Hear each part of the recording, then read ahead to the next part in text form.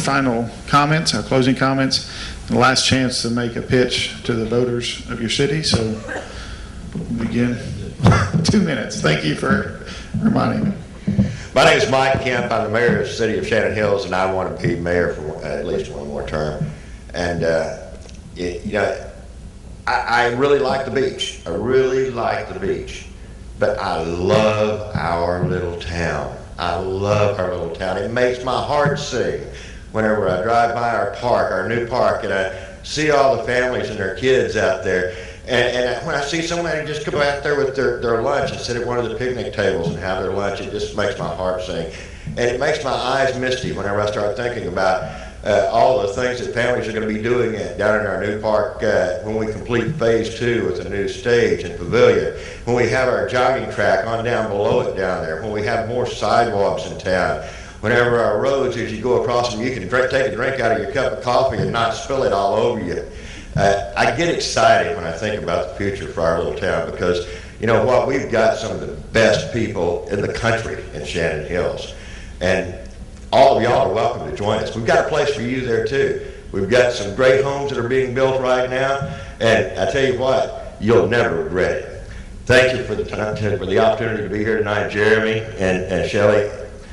Thank y'all for being here tonight. And thank you folks from Shannon Hills. Y'all drove the farthest. Thanks. Thank you, Mayor. And Mr. Russell? You know, one thing I learned in business is that you have to have a plan. You got to be organized. And as a group of people, you have to know where you're going.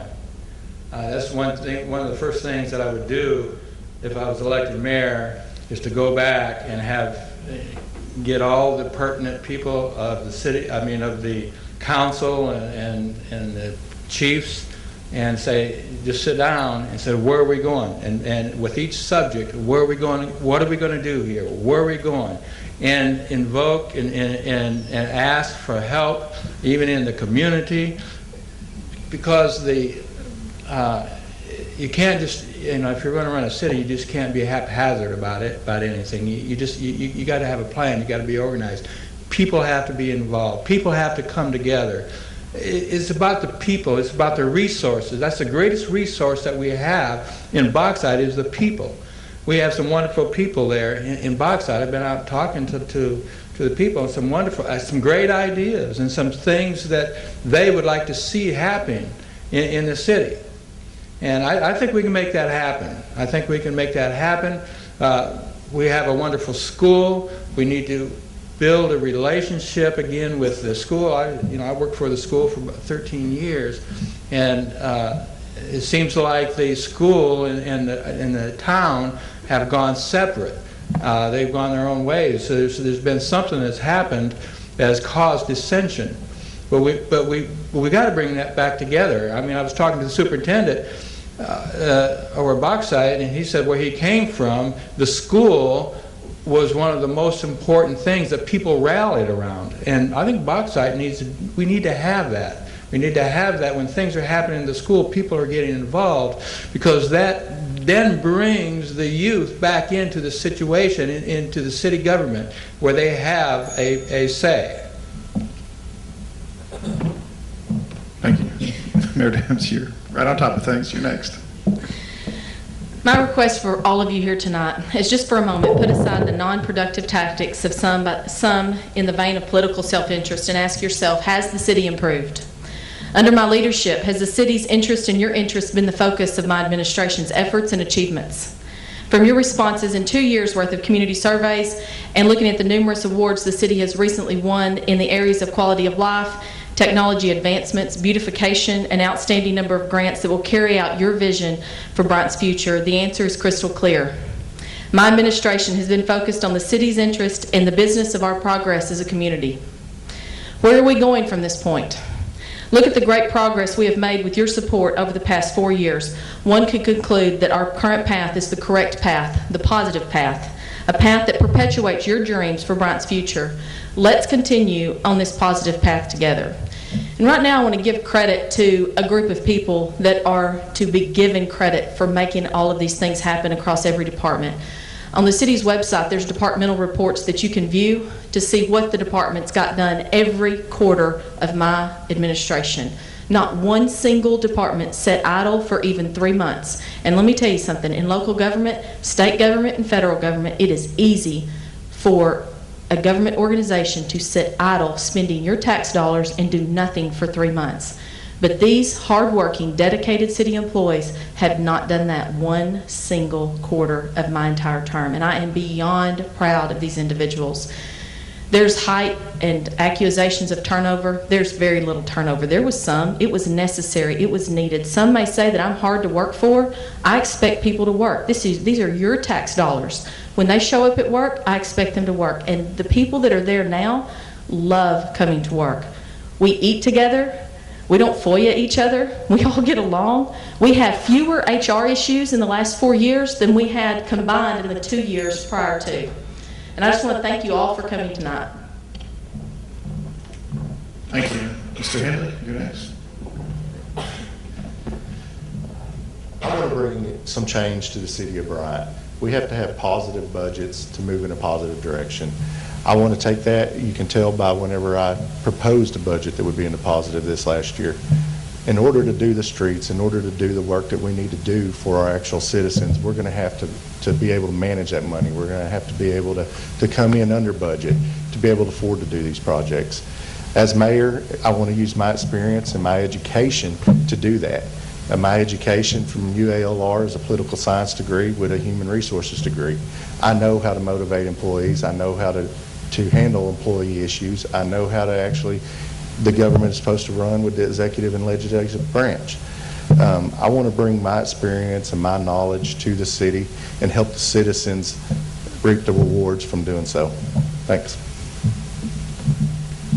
Thank you. And Randy Cox. Well, again, tonight, I want to sit here and personally thank each and every one of y'all for coming out tonight. And again, thank Shelley and Senator for your time as well. And again, I encourage everyone to vote, no matter who you're voting for. We had a lot of people who sacrificed a lot to give us that right. Some things that I want to make sure the differences are between me and the other candidates. We are all running for a job, and I feel like I've got the best qualifications for that job. I have 32 years experience managing people and budgets. I'm going to bring a common sense budget to the city, a budget that our department heads will know, and a budget that the city council, it will be shared with them, and that they will know every item in the budget. It's time to run the city of Bryant as a business. Again, we will bring a comprehensive business plan that our #1 assets combine to, and that's our city employees.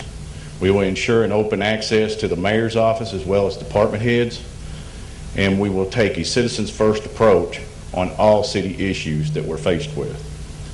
With working with the chamber, the businesses, and the schools, we will bring economic growth. And again, I ask for your vote. I will roll up my sleeves, I will work hard, and I will bring positive change back to Bryant. And again, let's check the box for Randy Cox. Thank you. I would go to Haskell and Janie. I believe you're first. Is that correct?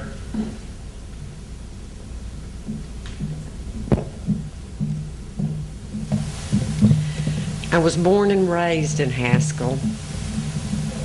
Graduated from Harmon Grove School, as did most of my family and my daughter and my grandson. I have a vested interest in that community. I've loved it for a very long time. There have been a lot of changes made through the years, and I believe that my opportunity to serve at the city as the recorder treasurer, I became more in tune with the needs of the people, the wants of the people. I've been able to learn things that would help me to move on into the position of mayor. There's a wonderful group of people that work there. They work together because we have to. There are not that many of us that are there. The people have to wear different hats. They're trained. They have to be certified for various things, but they're all in it together. We all pull together there. Any of you that have never been to Haskell, I would welcome you to come and see our community. It is growing. It is wonderful. The schools are wonderful. I have a great love and interest in the children. I would like to see them have more sidewalks for coming to and away from school. They're our most important asset. We must support them in everything that they do. My father always taught me that when I was asked to do something, you do that and you do a little bit more. Those values that were instilled in me all those years ago are still there, and I hope to carry on into the fine tradition of the leaders of the city of Haskell. Thank you. And finally, Jamie Watson-Britton.